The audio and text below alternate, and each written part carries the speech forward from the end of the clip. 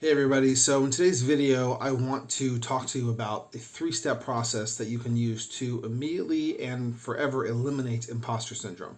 So the first thing I want to talk about is why do we have imposter syndrome to begin with? Like what's going on with the subconscious of the brain about what drives imposter syndrome, and then once you understand that, you can then apply this three-step process to be able to eliminate it. So the reason why we have imposter syndrome to begin with is that generally when we're trying to do something big with our life, or we're presented with an opportunity to do something different or something big in our life, the brain is immediately jumping into protection mode. And it's immediately jumping into we need to protect ourselves from the unknown, and that's really what drives imposter syndrome.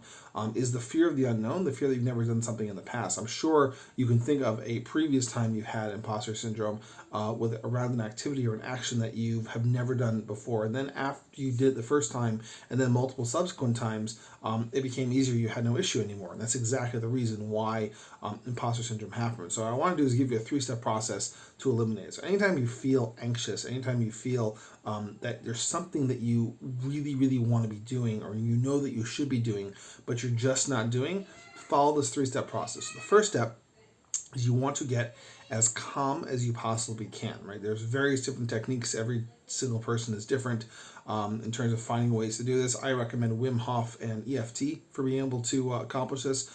Deep breathing in general, just to get your point to the state where you're relaxed. And the reason why this is important to do first is because when you're in fear mode, your amygdala is activated in your brain. And when your amygdala is activated in your brain, you're not going to see clearly. You're not going to be able to see the opportunity in front of you, and you'll likely behave in a way that will sabotage you when you actually are presented with whatever the challenge is or the event is that you need to take action on. So that's number one, is to get as calm as possible. Number two is to do something that I call game mode. So basically what game mode is that if you ever played a video game, a third-person video game, you're standing up from behind the person, and, you're directing that person as they move throughout their environment.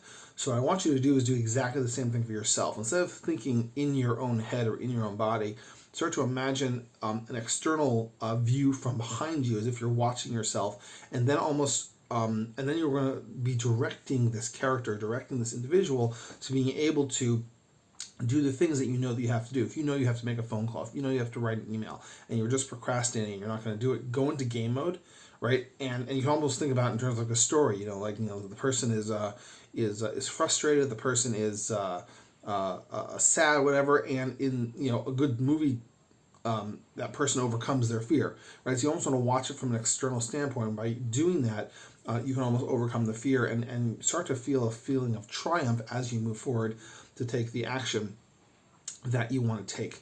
And then the third thing that you want to do is, once you're in these two states, once you've completely and totally relaxed your body, your nervous system, your amygdala, and also put yourself in that game mode, now what you want to do is you want to work on detaching yourself from your previous identity and working on embodying the future identity that you want to have. So this is now where visualization comes in, and this is why it's important. A lot of the reasons why people make mistakes with affirmations and visualizations, even though a lot of the great successful people talk about doing it, is because they don't do these two steps first, right? They're trying to visualize from a place of fear. They're trying to visualize from a face of a false previous identity.